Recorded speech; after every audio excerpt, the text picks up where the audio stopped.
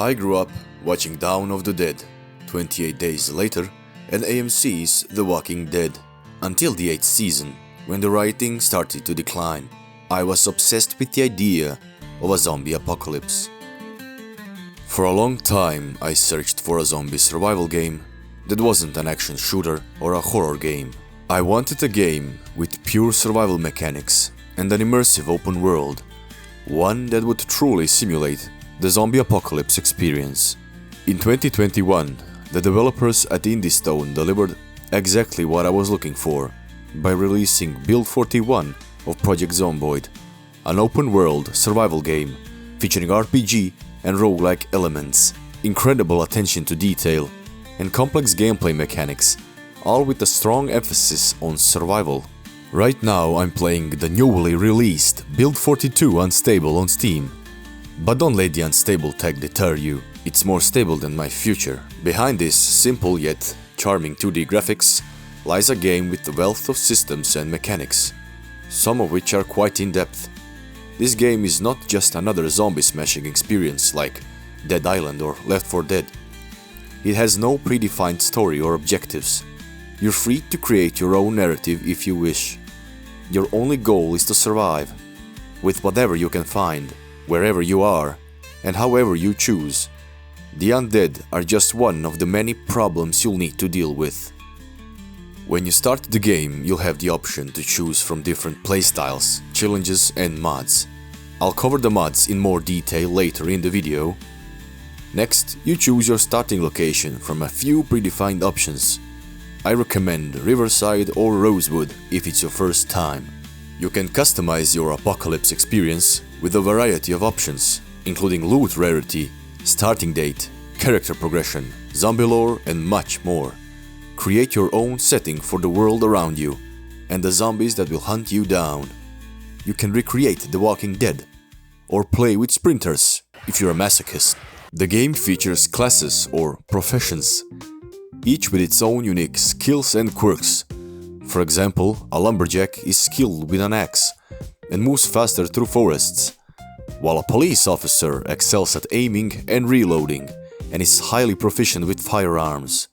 The many traits in the game, both positive and negative, affect your playstyle and are diverse enough to offer a variety of experiences.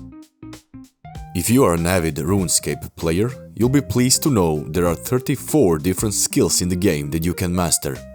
It may take a long time, and the grind is real, but it's definitely satisfying. If I were to explain every skill, mechanic and system in Project Zomboid, this video would be hours long. You create your survivor or recreate yourself in this character creator. I'm not making myself a character though, because I'd probably get eaten 10 minutes into an apocalypse. This is Samson Wheeler, a smoke-addicted middle-aged overweight mechanic who lives off junk food and enjoys the occasional drink, usually with a side of regret. After hitting play, you're mercilessly dropped into the world of Project Zomboid.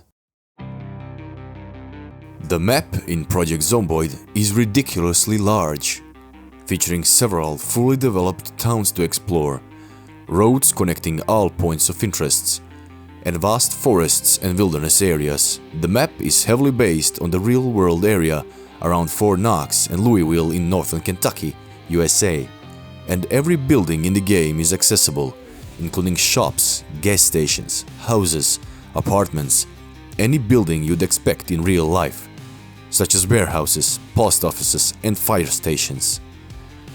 Every door and window can be opened or even broken, and you can also break down any wall in the game.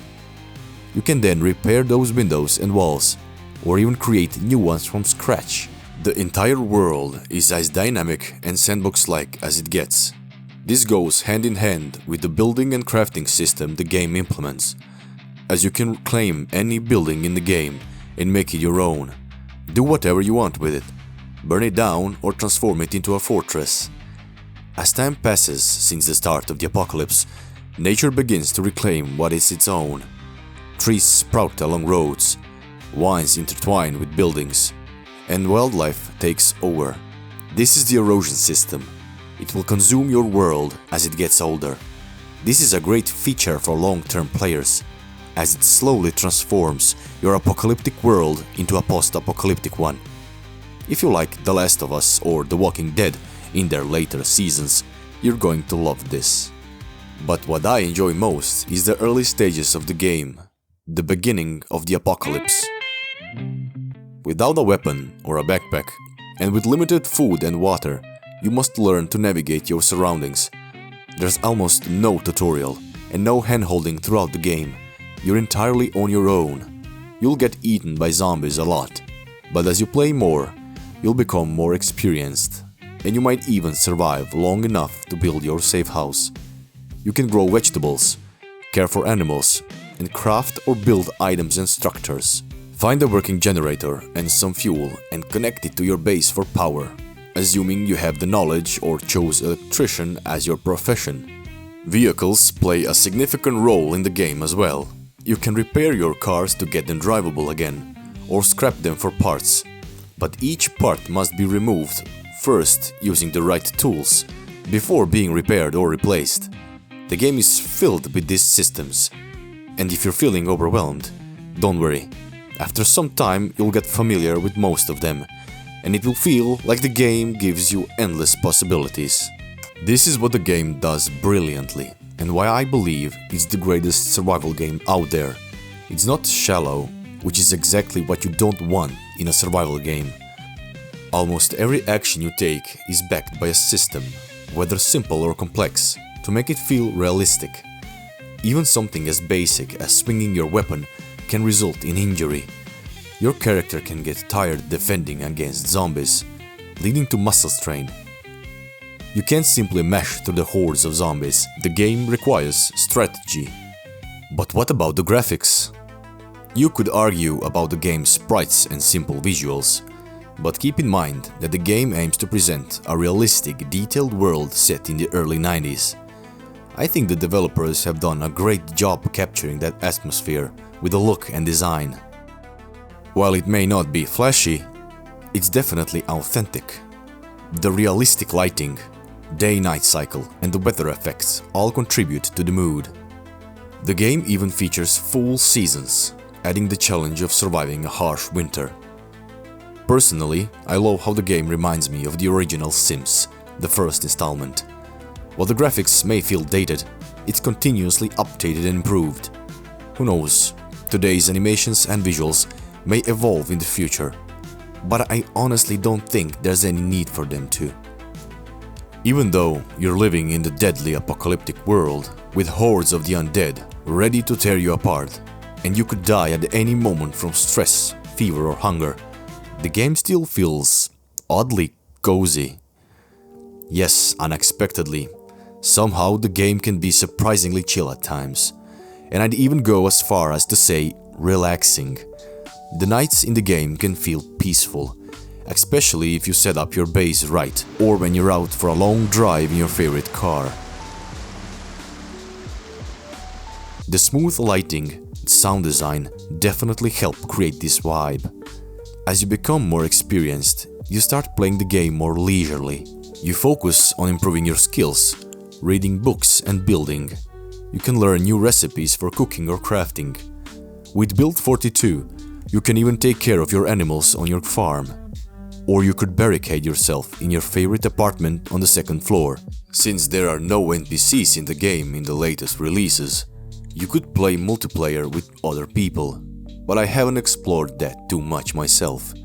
The roadmap shows that the NPCs will be added in future updates, and the game is constantly worked upon. But until then, let me tell you about the mods. The game's modding community is fantastic, with tons of mods that either improve upon existing mechanics or add entirely new ones. There are mods that introduce NPCs, so you don't have to survive the apocalypse alone. You'll also find hundreds of new items, textures, and even entire handmade towns for your game. Some really cool mods out there for weapons, clothes, guns, furniture, music, and cars. You could even play as Leon from Resident Evil while driving a 1968 Pontiac Firebird. Mods are a huge part of the game, and I'm really glad that the developers made it moddable. You can try out different mods and mix things up a bit. Now it's up to you to survive as long as you can against the undead, or by any other means of dying. Travel the world, or transform your home or any other location in the game into your perfect save house. The game gives you plenty of options. If you take the time to learn and explore, you might be set for a long time. Many players have put in hundreds, even thousands of hours into this game, and not without good reason. If you're looking for a great zombie game, I could recommend a few.